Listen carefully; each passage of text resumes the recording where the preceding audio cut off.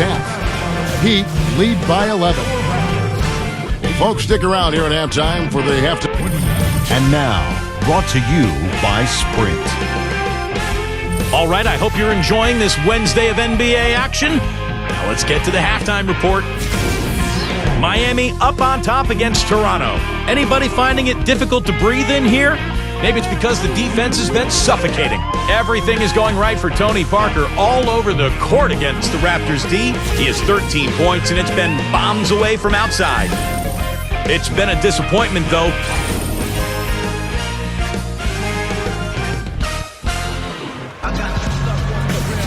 Well, we're getting back to the action now. It's been a one-team show so far. We'll see if that changes here in the third. It's been a good one for Parker. He's got 13 points, and he's hit a trio of three-pointers to give himself 9 points from downtown. He's doing his best to stretch this defense out, and this long-range outburst, that bodes well for this club. On the floor for Miami, D-Wade the 2 with Ray Allen at the 3. Chris Bosh is out there with LeBron James, and it's Parker in at the point guard. It's been 4 years now and counting for the Raptors since they made the playoffs. Overall, the franchise found their way into the playoffs early, but it's been hard getting back there recently. And let's catch up with our sideline reporter, Doris Burke. Doris, over to you. Guys, before Dwayne Casey took over as head coach of the Raptors, he worked as an assistant on that NBA champion Dallas Mavericks squad. He was largely responsible for implementing a lot of their very effective zone defenses. Asked whether we could expect to see more zone from the Raptors, Casey said, "You've got to be a good man-to-man team in the NBA before you start putting in the zone. I didn't want to distort that idea and say, hey, we can play zone if things don't work out. Our rock has to be our man-to-man. Guys, Casey doesn't want any shortcuts defensively." Well, at this level, sometimes that zone's not going to work, Doris. They've got to be solid in man. And with so many stars coming and going, Bosh and Tracy McGrady, it seems each time, Steve, that Toronto gets a team that can make the playoffs, they lose their centerpiece. Yeah, that's going to be important in the future. Can they hang on to their players? It's one of the reasons I think they've gone with a more European feel to their club. It's an international city, Toronto is. And I think the franchise feels like if they draft European players, they're more likely to be able to hang on to them than they would be the American stars. And finished off by DeRozan. I'm not sure if any play is going to top that one. Maybe the only play that could beat it is another alley-oop jam. Yep. Even then, it'd be hard to execute it any better than that one. Parker dishes to Wade. Here's Bosh. Bargnani grabs the board. Bargnani's got his 4th rebound in this one. Calderon against Allen. Offensive rebound. Good on the shot. Davis has got 7 points here in this quarter. Well, Davis is still building out his frame physically and kind of figuring out who he is as a player. I think ultimately it's about hustle. It's about being physical, being in the paint, and really mixing it up down there for Davis. Yeah, that'll allow him to block more shots, get rebounds, get more second chance buckets. He has a lot of potential and is embracing that big man role and going from there. Kyle Lowry, he's checked in for Jose Calderon. You know, when you're guarding LeBron, you'd prefer him taking outside jumper. He's a solid shooter, a much improved shooter, but he's so devastating and demoralizing going inside. You'd much rather force him to take challenge perimeter shots.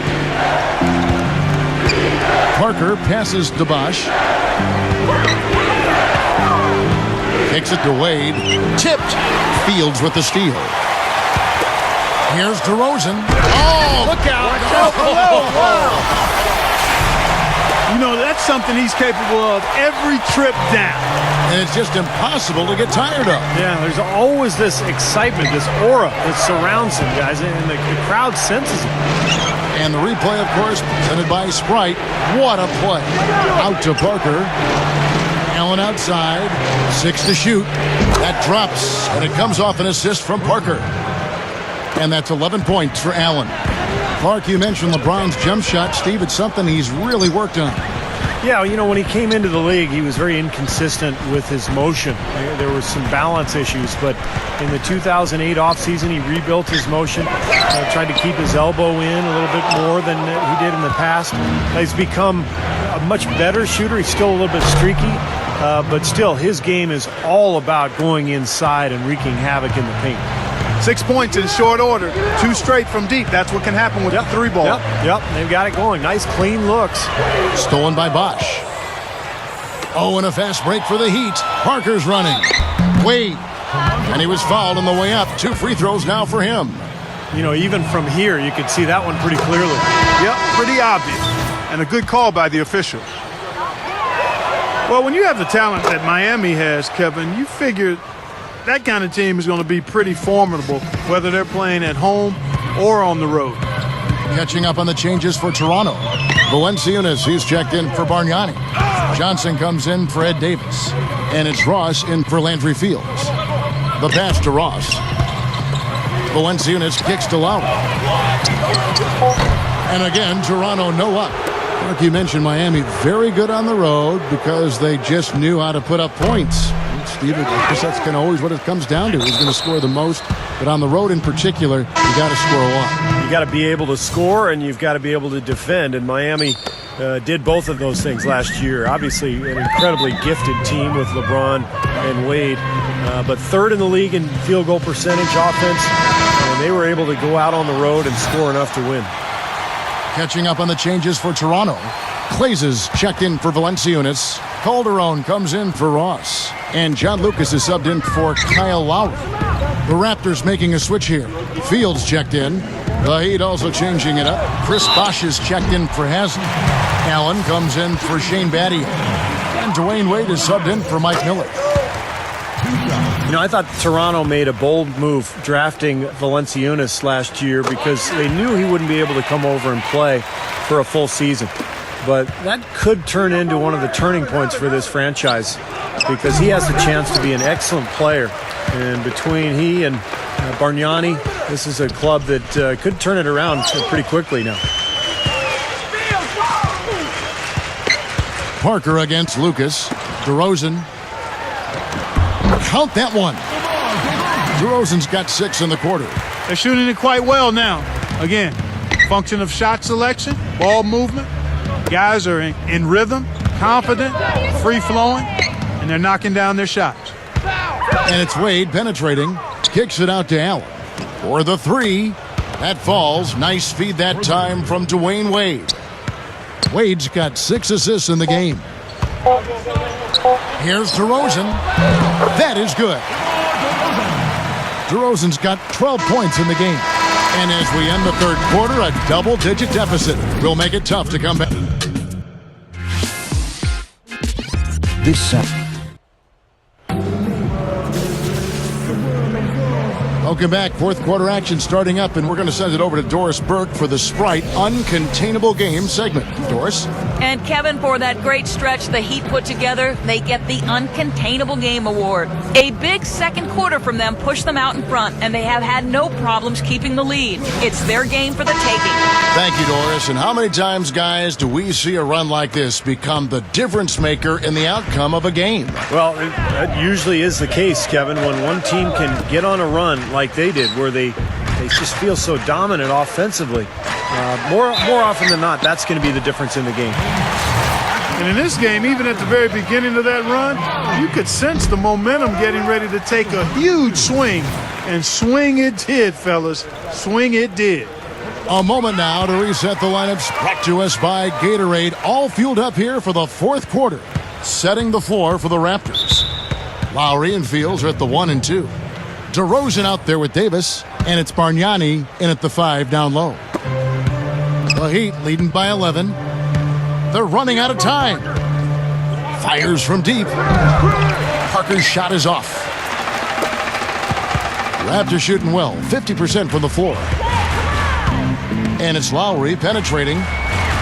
And with that one, the lead is trimmed to single digits. Well, they keep going right back to the paint, and who can blame them? I mean, they're getting it done in there. Yeah, 3 of their last 5 buckets, guys, have come from inside the lane area, so I'd expect them to continue to go inside right at the defense. Here's Haslem using his post move to get the 2 points. And the Heat lead by 11. Now they'll take as many of those high percentage shots as they can get, guys. Bargnani a screen on Parker. Here's Davis, and it's Haslam with the rebound. Heat shooting 56% in this game, really stringing quality. Oh, ridiculous. What a move. Tore it down that time. Call it hang time and bang time. Unbelievable. You got to just shake your head on that one. The Heat making a switch here. Calderon's checked in. When the Big Three formed, one of the first thoughts that followed was, who's going to play with them? In 2011, the bench was thin, but it got a little better last year, I thought, Kevin. Here's Lowry. Here's Davis. And the layup falls. He's showing some signs of life here in the second after having a very forgettable first half. And it's Wade penetrating. And that one's good. I agree, Clark. You know, the Heat were able to add a little bit of depth last season. They would need to because Bosch got hurt in the playoffs. Yeah, but, you know, it was interesting. For most of the season, it seemed like there just wasn't enough depth, but eventually it came through in the playoffs. Shane Battier played extremely well in the finals. Haslam came through for them. Mike Miller had an unbelievable Game 5 to close out Oklahoma City. So the depth was sort of shaky there for a while, but ultimately it paid off. Here's Bargnani. That's number 4 on him, and he's got to start being aware of how close he is to 6. I mean, he's got one more foul before being DQ'd, that is. Well, it's kind of scary when you play against Miami. I mean, that talent is so overwhelming. So what a lot of teams try to do is zone them just to cut down on the dribble penetration and force Miami to take outside shots. Andrew Fields checking in for the Raptors. Doris Burke has an update for us. Doris? Thanks, guys. I got a chance to hear what Eric Spoelstra was saying to his team. He laid one thing out there for them, saying, now is the time to eliminate any chance of a mistake. We've got a good lead.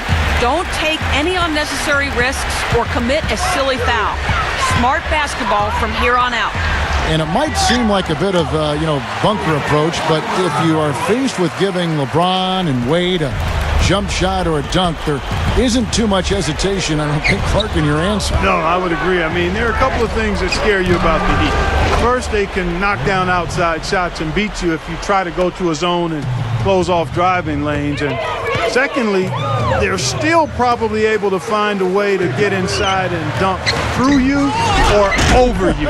It's kind of like pick your poison. Yeah, they come at you in a couple of different ways. Allen for the 3. That drops, and it comes off an assist from Parker. 20 points for Allen. Boy, he's been good offensively tonight. I really like what I've seen. Fields. The shot's good on the assist by Calderon. Calderon's got his 5th assist in this one. Wade drives in. And that one's good.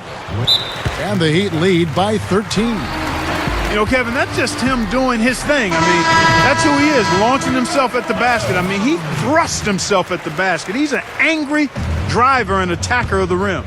Kyle Lowry. He's checked in for Jose Calderon. Lowry up top. Back to Davis. And that's the devastating one-handed jam. The defense caught dozing off that time. Now those open dunks, pretty high percentage. Yeah, you're not going to miss many of those. I mean, this is really a poor defensive effort. LeBron with the bucket. They have really executed well here offensively. Well, it's going to take a major catastrophe, a colossal collapse, for them to not walk away with the win. Here's Lowry. Good. Lowry's got 4 this quarter. They've raised their field goal percentage just above 50% here. They actually look like a totally different team than what we saw in the first half. Much better execution offensively. This is Kevin Harlan, reached up high and brought it down hard. Well, that's how you do the dunk. That's for darn sure. And that's how you commentate it. You guys are crazy.